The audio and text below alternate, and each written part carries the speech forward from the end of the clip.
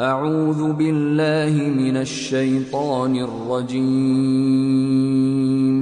بسم الله الرحمن الرحيم. يا أيها الذين آمنوا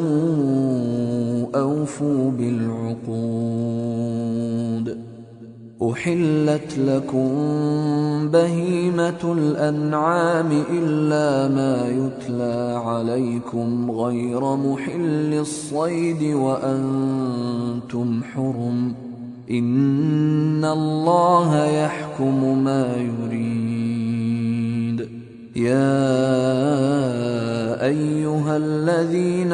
آمنوا لا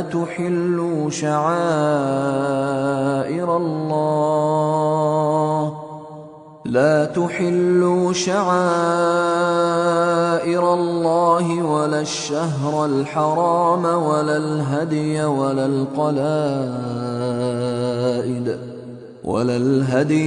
القلائد ولا آمين البيت الحرام يبتغون فضلا من ربهم ورضوانا. وإذا حللتم فاصطادوا ولا يجرمنكم شنآن قوم أن صدوكم عن المسجد الحرام أن تعتدوا. وتعاونوا على البر والتقوى ولا تعاونوا على الإثم والعدوان.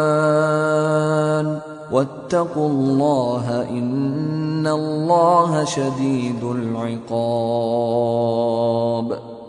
حرمت عليكم الميتة والدم ولحم الخنزير وما أهل لغير الله به والمنخنقة والموقوذة والمتردية والنطيحة وما أكل السبع إلا ما ذكيتم وما ذبح على النصب وأن تستقسموا بالأزلام ذلكم فسق. اليوم يئس الذين كفروا من دينكم فلا تخشوهم واخشون. اليوم أكملت لكم دينكم وأتممت عليكم نعمتي ورضيت لكم الإسلام دينا. فمن اضطر في مخمصة غير متجانف لإثم فإن الله غفور رحيم. يسألونك ماذا أحل لهم قل أحل لكم الطيبات وما علمتم من الجوارح مكلبين تعلمونهن مما علمكم الله فكلوا مما أمسكن عليكم واذكروا اسم الله عليه واتقوا الله إن الله سريع الحساب. اليوم أحل لكم الطيبات وطعام الذين أوتوا الكتاب حل لكم وطعامكم حل لهم. والمحصنات من المؤمنات والمحصنات من الذين أوتوا الكتاب من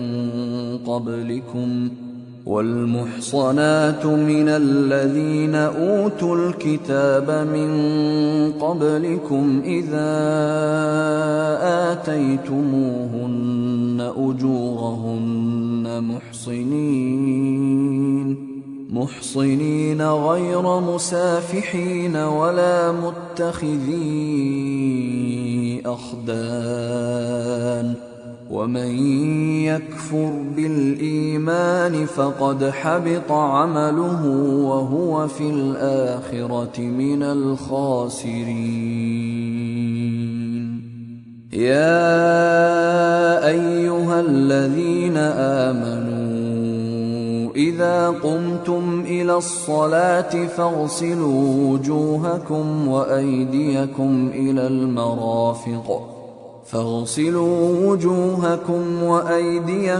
إلى المرافق وامسحوا برؤوسكم وأرجلكم إلى الكعبين، وإن كنتم جنبا فاطهروا، وإن كنتم مرضى أو على سفر أو جاء أحد منكم من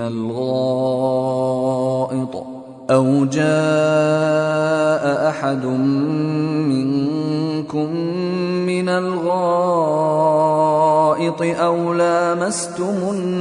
النساء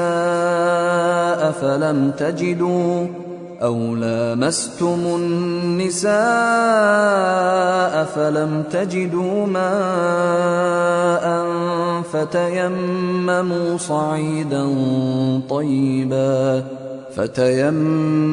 صعيدا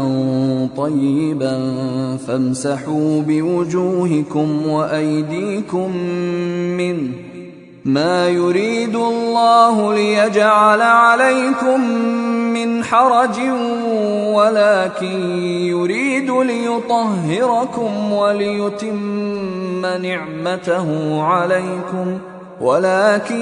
يريد ليطهركم وليتم نعمته عليكم لعلكم تشكرون. واذكروا نعمة الله عليكم وميثاقه الذي واثقكم به إذ قلتم سمعنا وأطعنا واتقوا الله إن الله عليم بذات الصدور. يا أيها الذين آمنوا كونوا قوامين لله شهداء بالقسط ولا يجرمنكم شنآن قوم على ألا تعدلوا، اعدلوا هو أقرب للتقوى واتقوا الله إن الله خبير بما تعملون. وعد الله الذين آمنوا وعملوا الصالحات لهم مغفرة وأجر عظيم، والذين كفروا وكذبوا بآياتنا أولئك أصحاب الجحيم. يا أيها الذين آمنوا اذكروا نعمة الله عليكم إذ هم قوم أن يبسطوا إليكم أيديهم فكف أيديهم عنكم واتقوا الله وعلى الله فليتوكل المؤمنون. ولقد أخذ الله ميثاق بني إسرائيل وبعثنا منهم 12 نقيبا وقال الله إني معكم لئن أقمتم الصلاة وآتيتم الزكاة وآمنتم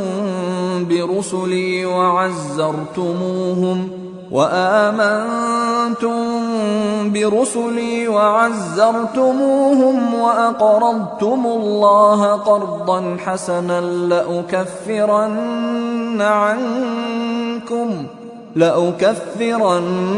عنكم سيئاتكم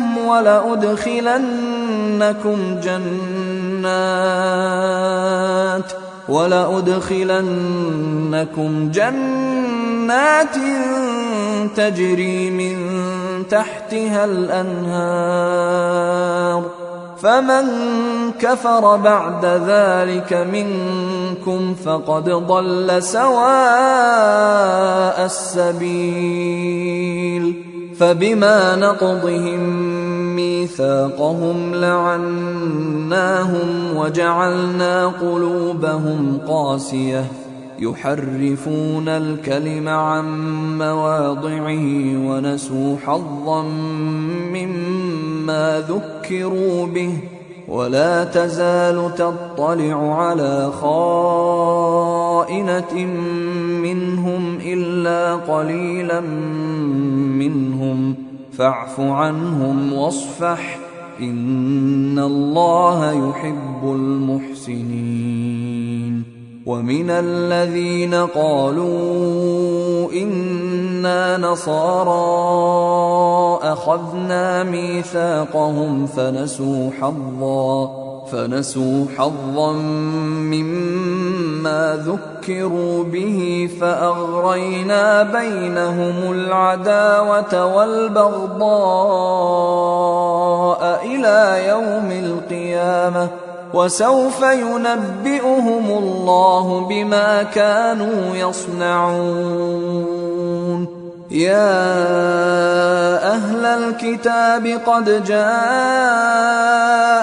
رسولنا يبين لكم كثيرا مما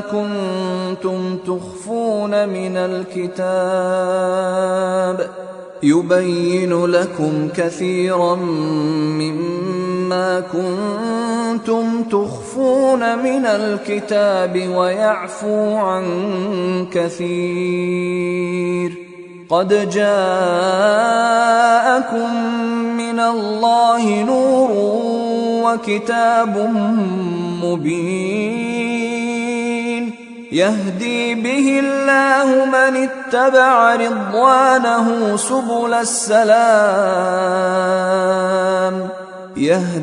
به الله من اتبع رضوانه سبل السلام ويخرجهم من الظلمات إلى النور بإذنه ويهديهم إلى صراط مستقيم لقد كفر الذين قالوا إن الله هو المسيح ابن مريم قل فمن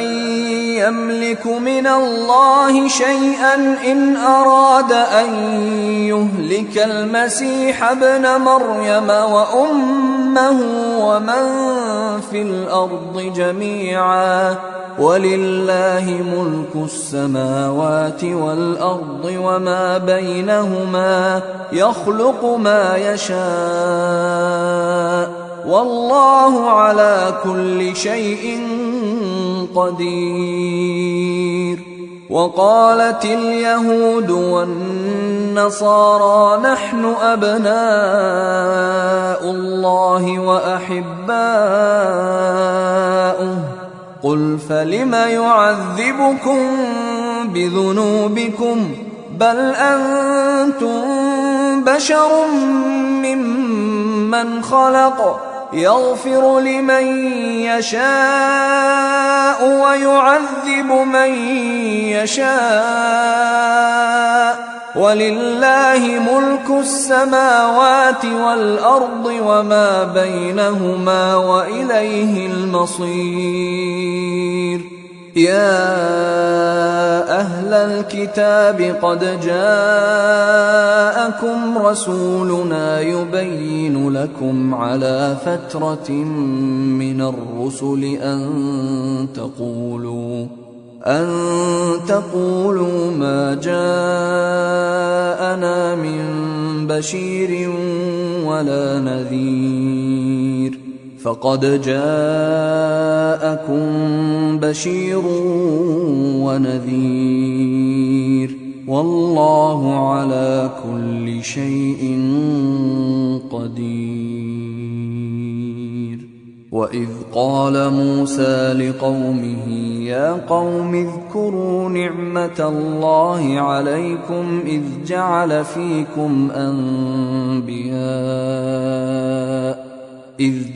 فيكم أنبياء وجعلكم ملوكا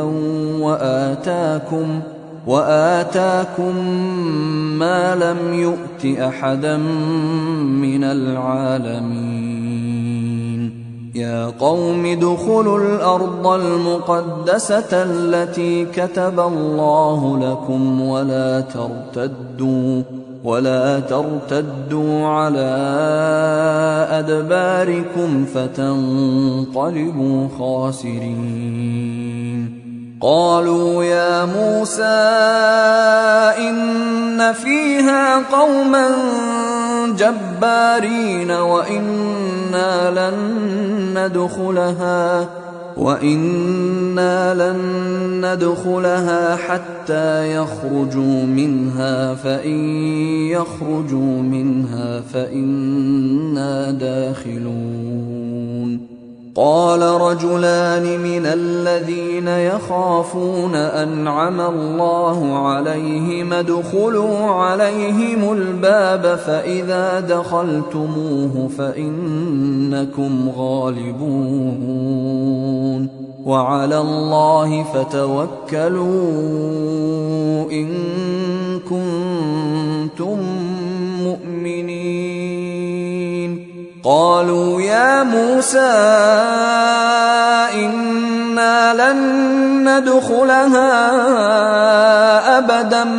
ما داموا فيها فاذهب أنت وربك فقاتلا إنا هاهنا قاعدون قال رب إني لا أملك إلا نفسي وأخي فافرق بيننا وبين القوم الفاسقين قال فإنها محرمة عليهم 40 سنة يتيهون في الأرض فلا تأس على القوم الفاسقين واتل عليهم نبأ ابني آدم بالحق إذ قربا قربانا فتقبل من أحدهما ولم يتقبل من الآخر قال لأقتلنك قال إنما يتقبل الله من المتقين لئن بسطت إلي يدك لتقتلني ما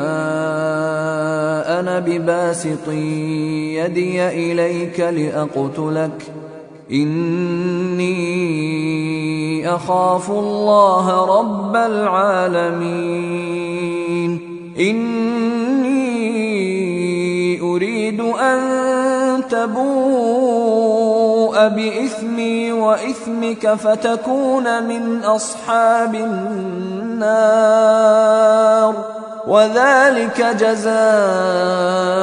الظالمين فطوعت له نفسه قتل أخيه فقتله فأصبح من الخاسرين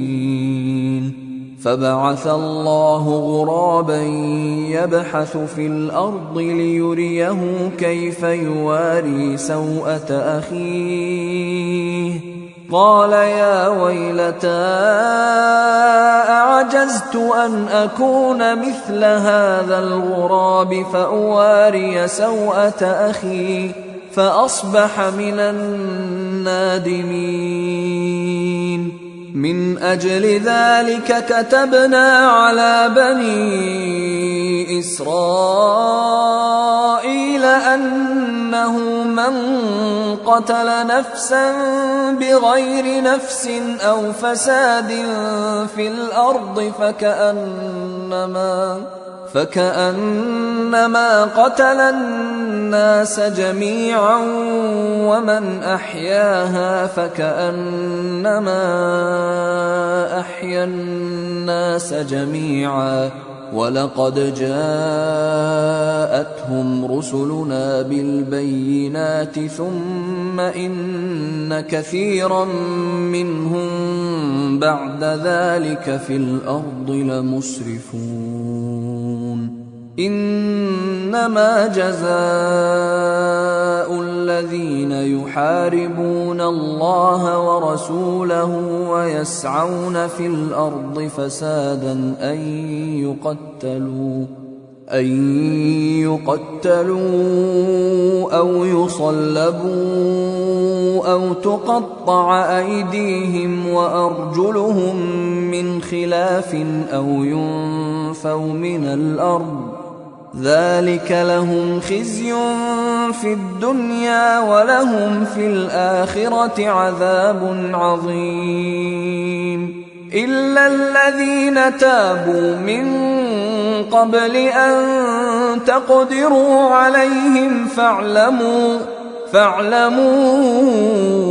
أن الله غفور رحيم يا أيها الذين آمنوا اتقوا الله وابتغوا إليه الوسيلة وجاهدوا في سبيله لعلكم تفلحون إن الذين كفروا لو أن لهم ما في الأرض جميعا ومثله معه ليفتدوا به من عذاب يوم القيامة ما تقبل منهم ولهم عذاب أليم يريدون أن يخرجوا من النار وما هم بخارجين منها ولهم عذاب مقيم والسارق والسارقة فاقطعوا أيديهما جزاء بما كسبا نكالا من الله والله عزيز حكيم فمن تاب من بعد ظلمه وأصلح فإن الله يتوب عليه إن الله غفور رحيم ألم تعلم أن الله له ملك السماوات والأرض يعذب من يشاء ويغفر لمن يشاء والله على كل شيء قدير يا أيها الرسول لا يحزنك الذين يسارعون في الكفر من الذين قالوا آمنا بأفواههم ولم تؤمن قلوبهم ومن الذين هادوا سماعون للكذب سماعون لقوم آخرين لم يأتوك يحرفون الكلم من بعد مواضعه يقولون إن أوتيتم هذا فخذوه وإن لم تؤتوه فاحذروا ومن يرد الله فتنته فلن تملك له من الله شيئا أولئك الذين لم يرد الله أن يطهر قلوبهم لهم في الدنيا خزي ولهم في الآخرة عذاب عظيم سماعون للكذب أكالون للسحت فإن جاءوك فاحكم بينهم أو أعرض عنهم، وإن تعرض عنهم فلن يضروك شيئا، وإن حكمت فاحكم بينهم بالقسط، إن الله يحب المقسطين. وكيف يحكمونك وعندهم التوراة فيها حكم الله ثم يتولون من بعد ذلك، وما أولئك بالمؤمنين. إنا أنزلنا التوراة فيها هدى ونور، يحكم بها النبيون الذين أسلموا للذين هادوا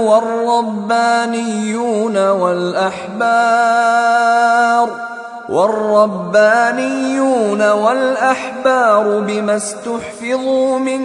كتاب الله وكانوا عليه شهداء، فلا تخشوا الناس واخشوني ولا تشتروا بآياتي ثمنا قليلا، ومن لم يحكم بما أنزل الله فأولئك هم الكافرون. وكتبنا عليهم فيها أن النفس بالنفس والعين بالعين والأنف بالأنف والأذن بالأذن والسن بالسن والجروح قصاص، فمن تصدق به فهو كفارة له، ومن لم يحكم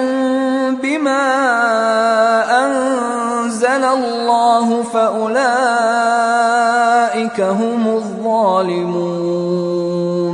وقفينا على آثارهم بعيسى ابن مريم مصدقا لما بين يديه من التوراة،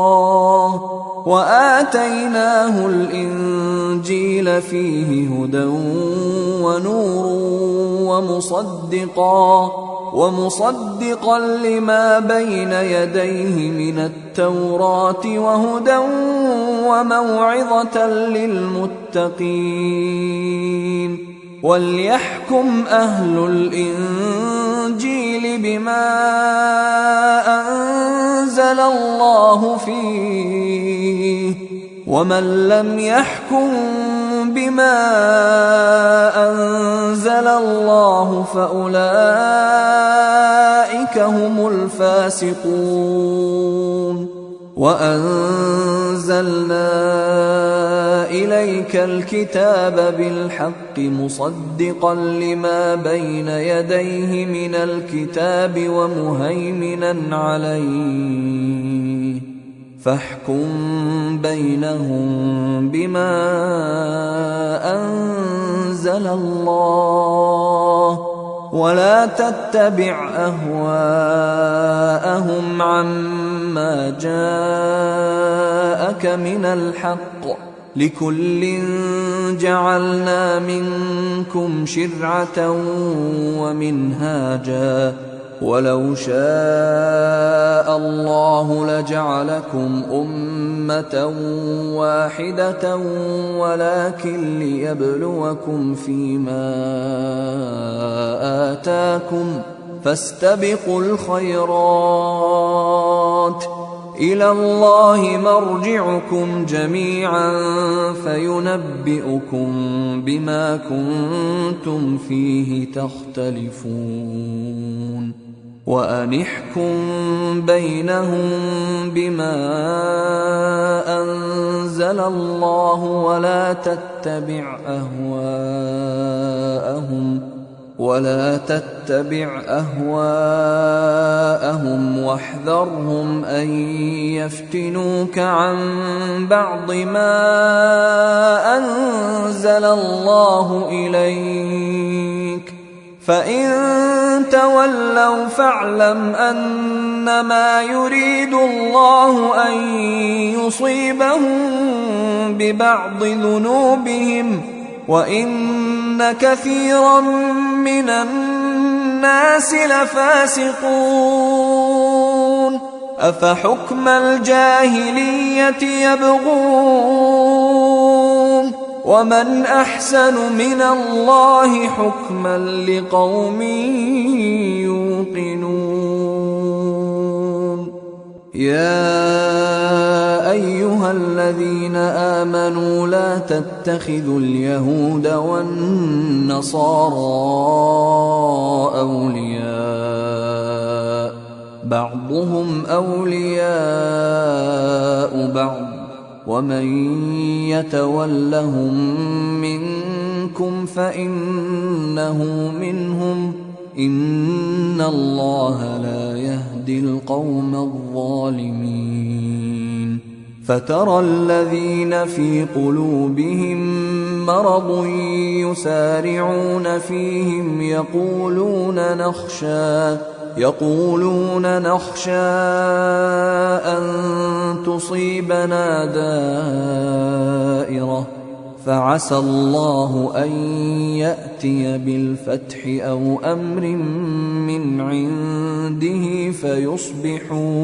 فيصبحوا على ما أسروا في أنفسهم نادمين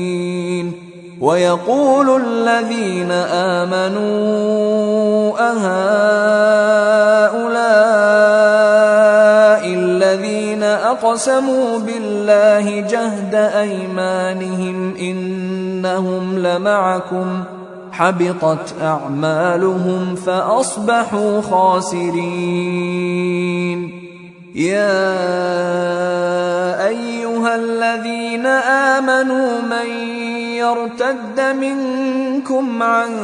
دينه فسوف يأتي الله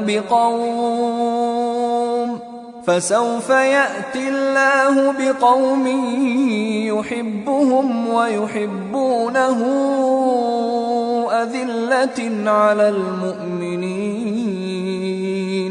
أذلة على المؤمنين أعزة على الكافرين يجاهدون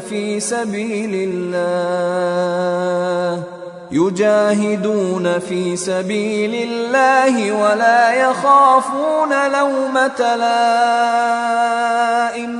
ذلك فضل الله يؤتيه من يشاء والله واسع عليم إنما وليكم الله ورسوله والذين آمنوا الذين يقيمون الصلاة ويؤتون الزكاة وهم راكعون ومن يتول الله ورسوله والذين آمنوا فإن حزب الله هم الغالبون يا أيها الذين آمنوا لا تتخذوا الذين اتخذوا دينكم هزوا ولعبا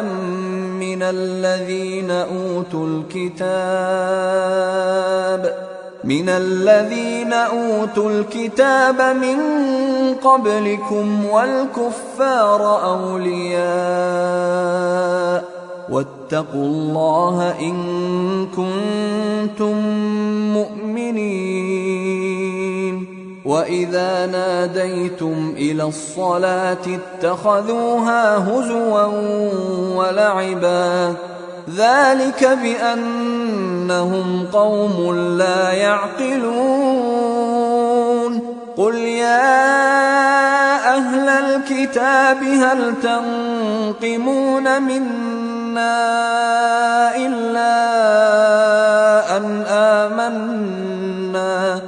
إلا أن آمنا بالله وما أنزل إلينا وما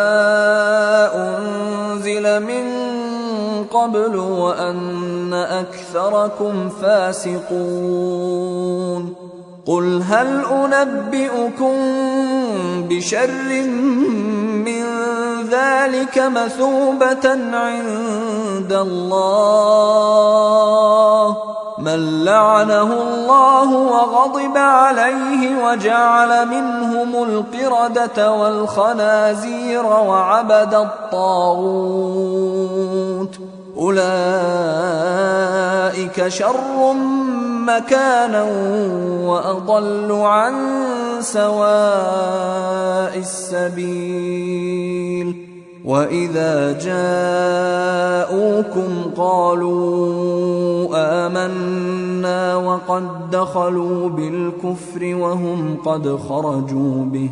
والله أعلم بما كانوا يكتمون وترى كثيرا منهم يسارعون في الإثم والعدوان وأكلهم السحت لبئس ما كانوا يعملون لولا ينهاهم الربانيون والأحبار عن قولهم الإثم وأكلهم السحت لبئس ما كانوا يصنعون وقالت اليهود يد الله مغلولة غلت أيديهم ولعنوا بما قالوا بل يداه مبسوطتان ينفق كيف يشاء وليزيدن كثيرا منهم ما أنزل إليك من ربك طغيانا وكفرا وألقينا بينهم العداوة والبغضاء إلى يوم القيامة كلما أوقدوا نارا للحرب أطفأها الله ويسعون في الأرض فسادا والله لا يحب المفسدين ولو أن أهل الكتاب آمنوا واتقوا لكفرنا عنهم سيئاتهم ولأدخلناهم جنات النعيم ولو أنهم أقاموا التوراة والإنجيل وما أنزل إليهم من ربهم لأكلوا من فوقهم ومن تحت أرجلهم منهم أمة مقتصدة وكثير منهم ساء ما يعملون يا أيها الرسول بلغ ما أنزل إليك من ربك وإن لم تفعل فما بلغت رسالته والله يعصمك من الناس إن الله لا يهدي القوم الكافرين قل يا أهل الكتاب لستم على شيء حتى تقيموا التوراة والإنجيل وما أنزل إليكم من ربكم وليزيدن كثيرا منهم ما أنزل إليك من ربك طغيانا وكفرا فلا تأس على القوم الكافرين إن الذين آمنوا والذين هادوا والصابئون والنصارى من آمن بالله واليوم الآخر وعمل صالحا فلا خوف عليهم ولا هم يحزنون لقد أخذنا ميثاق بني إسرائيل وأرسلنا إليهم رسلا كلما جاءهم رسول بما لا تهوى أنفسهم فريقا كذبوا وفريقا يقتلون وحسبوا ألا تكون فتنة فعموا وصموا ثم تاب الله عليهم ثم عموا وصموا كثير منهم والله بصير بما يعملون لقد كفر الذين قالوا إن الله هو المسيح ابن مريم وقال المسيح يا بني إسرائيل اعبدوا الله ربي وربكم إنه من يشرك بالله فقد حرم الله عليه الجنة ومأواه النار وما للظالمين من أنصار لقد كفر الذين قالوا إن الله ثالث ثلاثة وما من إله إلا إله واحد وإن لم ينتهوا عما يقولون ليمسن الذين كفروا منهم عذاب أليم أفلا يتوبون إلى الله ويستغفرونه والله غفور رحيم ما المسيح ابن مريم إلا رسول قد خلت من قبله الرسل وأمه صديقة كانا يأكلان الطعام انظر كيف نبين لهم الآيات ثم انظر أنى يؤفكون قل أتعبدون من دون الله ما لا يملك لكم ضرا ولا نفعا والله هو السميع العليم قل يا أهل الكتاب لا تغلوا في دينكم غير الحق ولا تتبعوا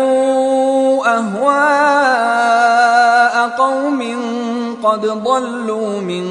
قبل وأضلوا كثيرا وضلوا عن سواء السبيل لعن الذين كفروا من بني إسرائيل على لسان داود وعيسى بن مريم ذلك بما عصوا وكانوا يعتدون كانوا لا يتناهون عن منكر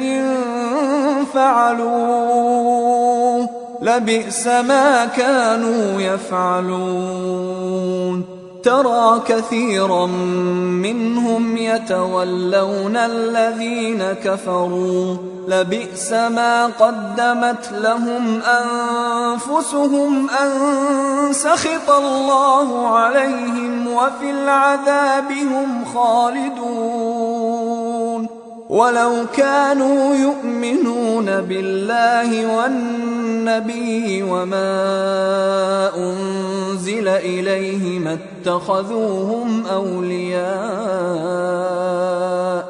اتخذوهم أولياء ولكن كثيرا منهم فاسقون لتجدن أشد الناس عداوة للذين آمنوا اليهود والذين أشركوا ولتجدن أقربهم مودة للذين آمنوا الذين قالوا إنا نصارى ذلك بأن منهم قسيسين ورهبانا وأنهم لا يستكبرون وإذا سمعوا ما أنزل إلى الرسول ترى أعينهم تفيض من الدمع مما عرفوا من الحق يقولون ربنا آمنا فاكتبنا مع الشاهدين وما لنا لا نؤمن بالله وما جاءنا من الحق ونطمع أن يدخلنا ربنا مع القوم الصالحين فأثابهم الله بما قالوا جنات تجري من تحتها الأنهار خالدين فيها وذلك جزاء المحسنين والذين كفروا وكذبوا بآياتنا أولئك أصحاب الجحيم يا أيها الذين آمنوا لا تحرموا طيبات ما أحل الله لكم ولا تعتدوا إن الله لا يحب المعتدين وكلوا مما رزقكم الله حلالا طيبا واتقوا الله الذي أنتم به مؤمنون لا يؤاخذكم الله باللغو في أيمانكم ولكن يؤاخذكم بما عقدتم الأيمان فكفارته إطعام 10 مساكين من أوسط ما تطعمون أهليكم أو كسوتهم أو تحرير رقبة فمن لم يجد فصيام 3 أيام ذلك كفارة أيمانكم إذا حلفتم واحفظوا أيمانكم كذلك يبين الله لكم آياته لعلكم تشكرون يا أيها الذين آمنوا إنما الخمر والميسر والأنصاب والأزلام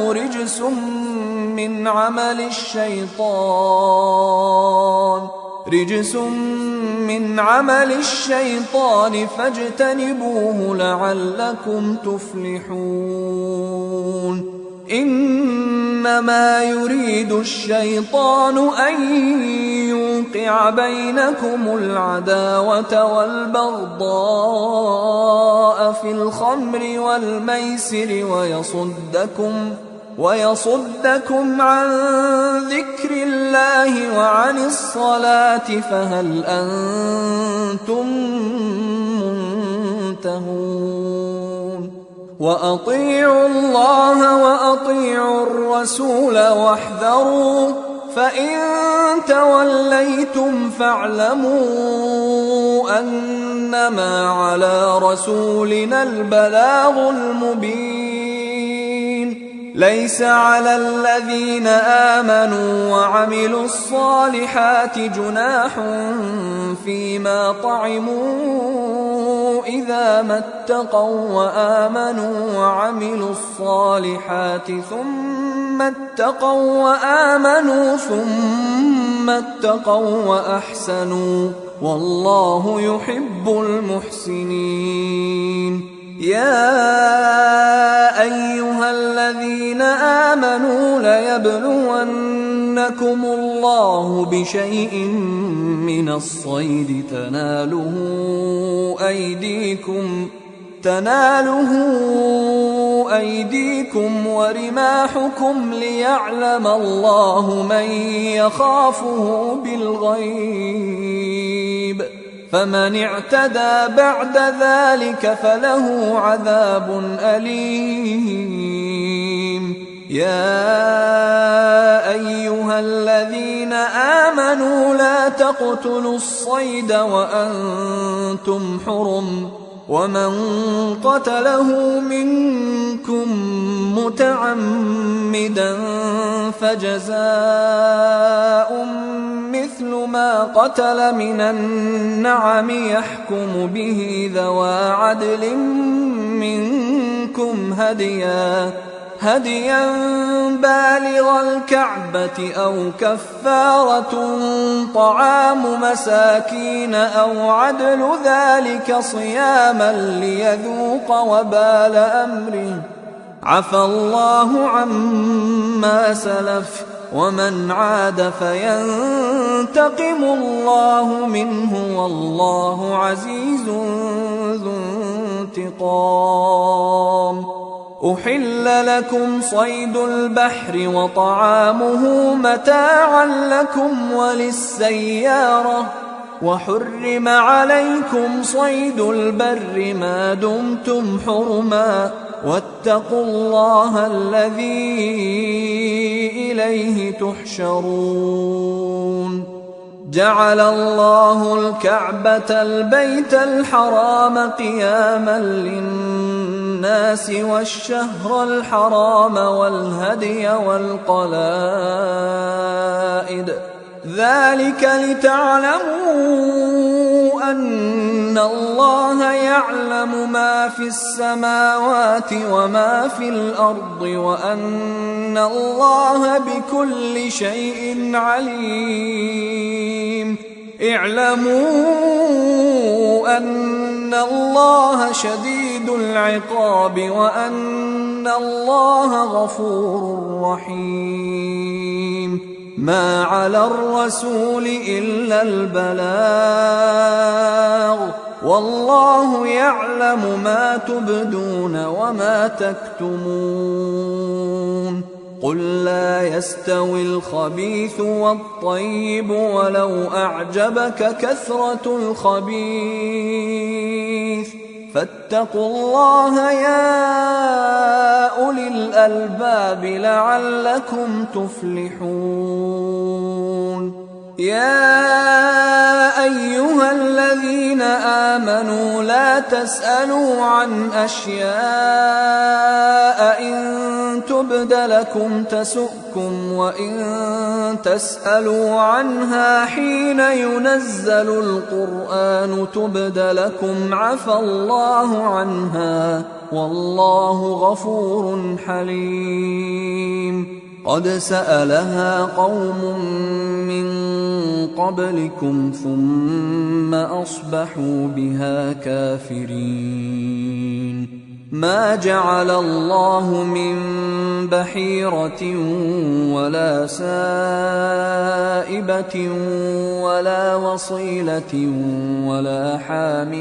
ولكن الذين كفروا يفترون على الله الكذب وأكثرهم لا يعقلون.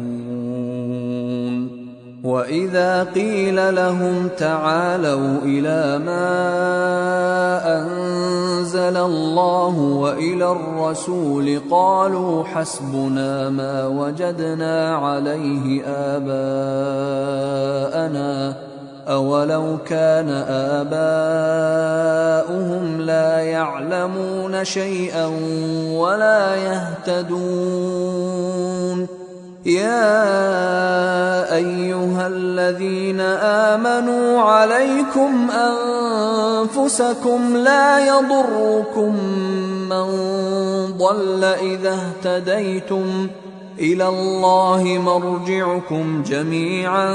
فينبئكم بما كنتم تعملون. يا أيها الذين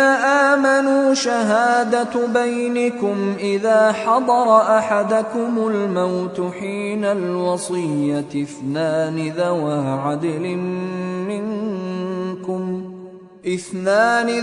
عدل منكم أو آخران من غيركم إن أنتم ضربتم في الأرض فأصابتكم مصيبة الموت تحبسونهما من بعد الصلاة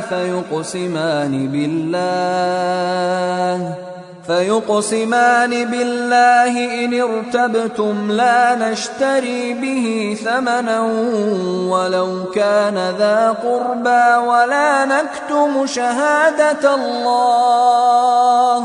ولا نكتم شهادة الله إنا إذا لمن الآثمين. فإن عثر على أنهما استحقا إثما فآخران يقومان مقامهما من الذين استحق عليهم الأوليان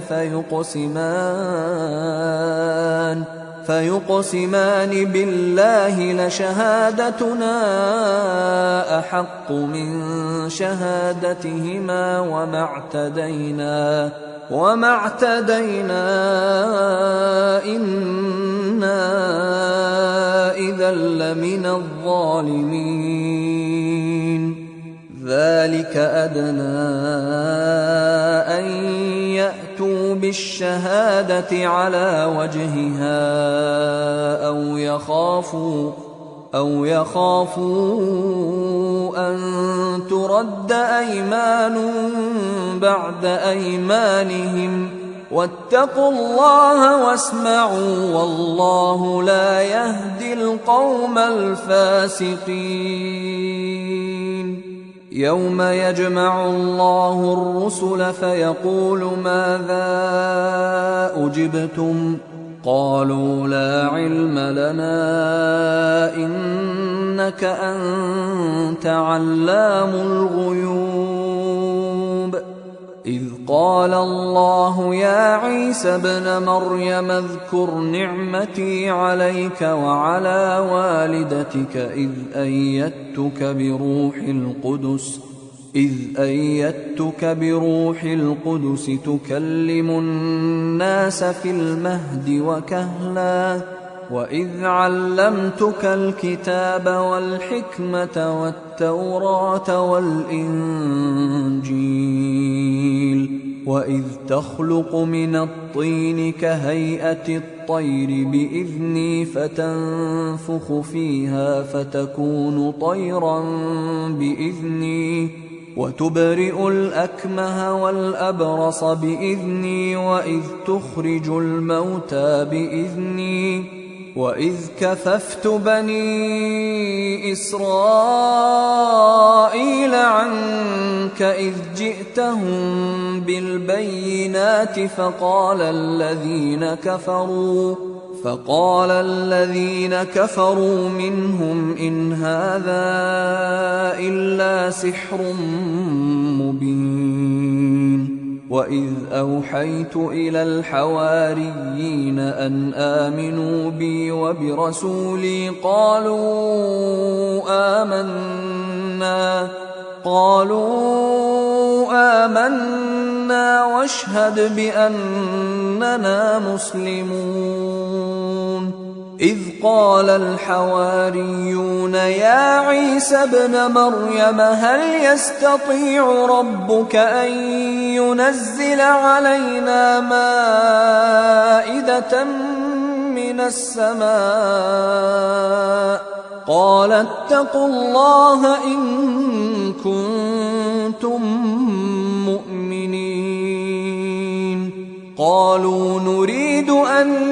نأكل منها وتطمئن قلوبنا ونعلم أن قد صدقتنا ونكون عليها من الشاهدين. قال عيسى ابن مريم اللهم ربنا أنزل علينا مائدة من السماء تكون لنا عيدا لأولنا وآخرنا وآية منك وارزقنا وأنت خير الرازقين. قال الله إني منزلها عليكم فمن يكفر بعد منكم فإني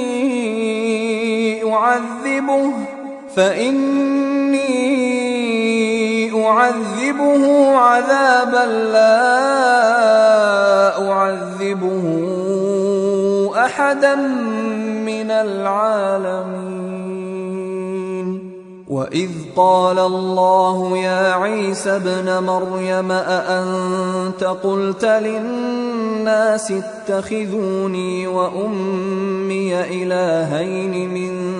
دون الله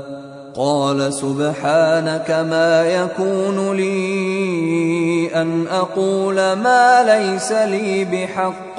إن كنت قلته فقد علمته تعلم ما في نفسي ولا أعلم ما في نفسك إنك أنت علام الغيوب. ما قلت لهم إلا ما أمرتني به أن اعبدوا الله ربي وربكم وكنت عليهم شهيدا ما دمت فيهم فلما توفيتني كنت أنت الرقيب عليهم وأنت على كل شيء شهيد. إن تعذبهم فإنهم عبادك وإن تغفر لهم فإنك أنت العزيز الحكيم. قال الله هذا يوم ينفع الصادقين صدقهم لهم جنات تجري من تحتها الأنهار خالدين فيها أبدا رضي الله عنهم ورضوا عنه ذلك الفوز العظيم. لله ملك السماوات والأرض وما فيهن وهو على كل شيء قدير. أيها الإخوة الكرام، نذكركم بأن حقوق الطبع والتوزيع محفوظة. والسلام عليكم ورحمة الله وبركاته.